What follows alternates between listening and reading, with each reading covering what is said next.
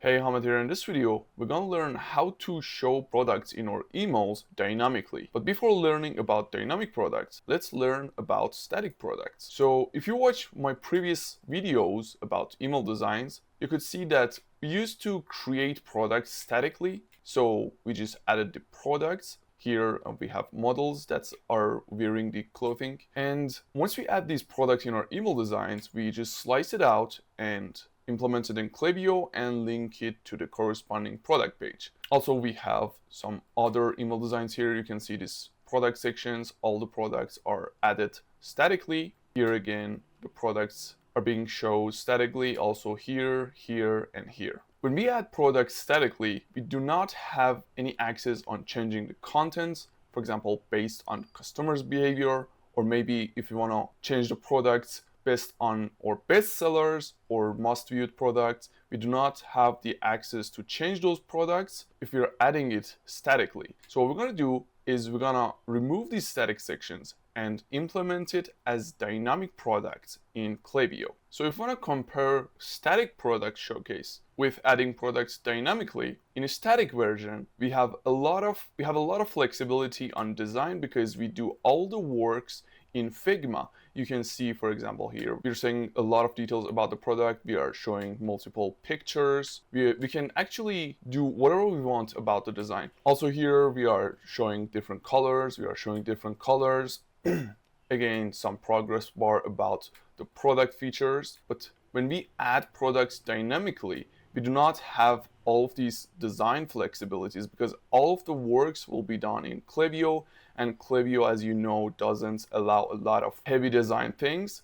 So you should decide if you want to create a personalization on your product sections. So you should go for dynamic products. And if your products are maybe something that doesn't change a lot, you can use static and do a lot of heavy design things in it in Figma and slice it out into Klaviyo. So if you don't know me, my name is Hamid. I helped hundreds of brands with email marketing to generate more than 200% extra revenue through email marketing.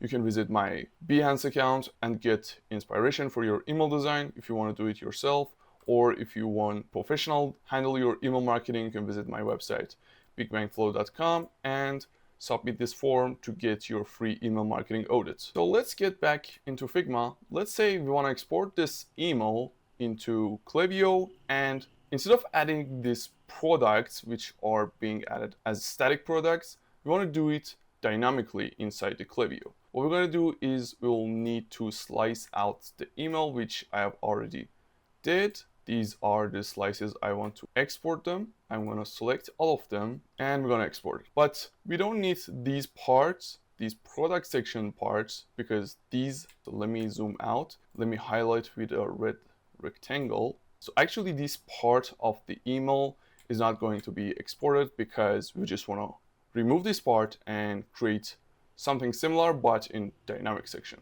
So let's just slice out the email based on what we want. I'm gonna remove all of these slices and we can slice it out again. I'm gonna slice out this part and I'm gonna duplicate it, but by hitting Control D, and also we're gonna export this part, and anything in between will be added dynamically. I'm going to choose both of my slices and click on export. I'm going to export to my desktop. So I have these slices here. I'm going to go to my Klaviyo account. I'm going to go to campaigns and I'm going to click on create campaign. We're going to call it product section test and hit continue. I'm going to choose a random email list, then click next. And here we're going to click on create. I'm going to delete this part and we're going to bring in a new image and we can upload the two slices we exported from Figma. So the first image is uploaded. I'm going to duplicate it and we're going to upload the second slice. And I'm going to add the footer of our emails. I can find this under universal. I will tell you how to create footers in the future videos, so don't worry about that. Great. As you can see, we have almost all the parts uploaded in Klaviyo, the footer, this final section, and also the hero section. Now we need to implement this part dynamically. So let's see how we can do that. I'm going to bring in the product. You can find it under content. You just drag it and drop it here. Now you can see when we click on this product section, we have two options, dynamic and static. If I click on static, we can still add the products statically. I'm going to click on add product, and we can see some of the website products, and we can check it and add them into the section, which is still static. But we don't want that. We want to add the products dynamically. I'm going to click on dynamic. As you can see, we're going to use a feed to add these products. We already have some feeds here, but let's create a new feed. I'm going to click here, create a product feed. Let's call it test best sellers. Let's say we're going to find the bestseller products in our website in the last 90 days. So this is what we're going to call it. It asks what products should the customer view first. So if I click on this drop down, you can see some options here.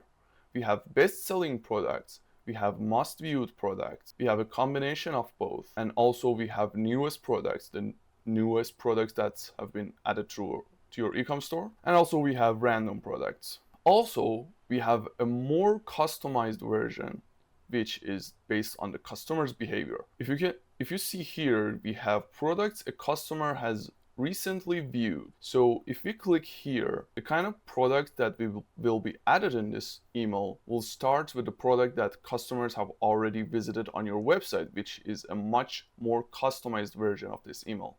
And you might get much better click rate because people already know what they have visited on your website. Also, we have products a customer has added to their cart. But here, I'm going to click on best-selling products. And then I'm going to say last 90 days.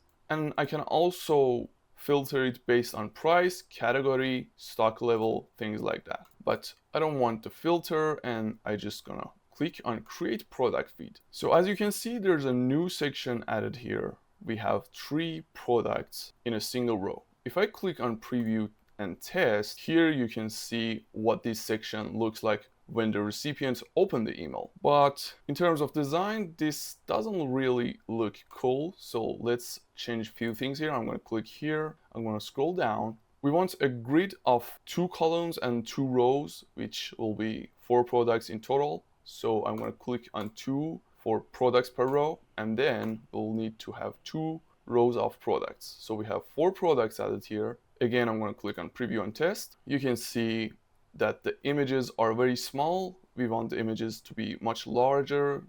So I'm going to scroll down here, and under layout here it says max image height, and I'm going to say, for example, 220 pixels. And now if I go to preview again, you can see that the images are much bigger now. You can also add more number of products. You can have 5 rows of products, but adding too many products can confuse your recipients. So maybe adding only 4 products inside the email could be the best choice. If you want to change the feed, I'm going to click on change selection, or maybe creating product feed. Let's say test viewed by recipient, and here it asks what product should customer view first. If I click on products a customer recently viewed, as I said, it will start showing the products based on what this specific customer viewed on the website. So if the customer is new in our website and they only viewed 1 product in our website, so the other 3 products that we have here, so let's say that's only 1 product page that this recipients visited on our website will be showed here. For example, this product. So what we're going to show for the other 3 products. So when we're creating that customer's behavior-based product feed, we need to have this option, which is actually asking if the customer has limited history, what should they view instead? So as I said, let's say they have only 1 product viewed on the website and the other 3 will be best selling. And once you create the product feed, it will be changed based on that. So actually this was a campaign that we use this dynamic product section inside, but you can also do the same thing in your email flows, for example, welcome flow, post-purchase flows, abandoned cart, things like that. Also, you have a lot of options to change the font size, changing the fonts of these product names, pricing, buttons. For example, we can change the button color to black, like this. All right, thanks for watching this video. Make sure to subscribe to my channel. I share a lot of tutorials about email marketing, so make sure stay tuned for upcoming videos.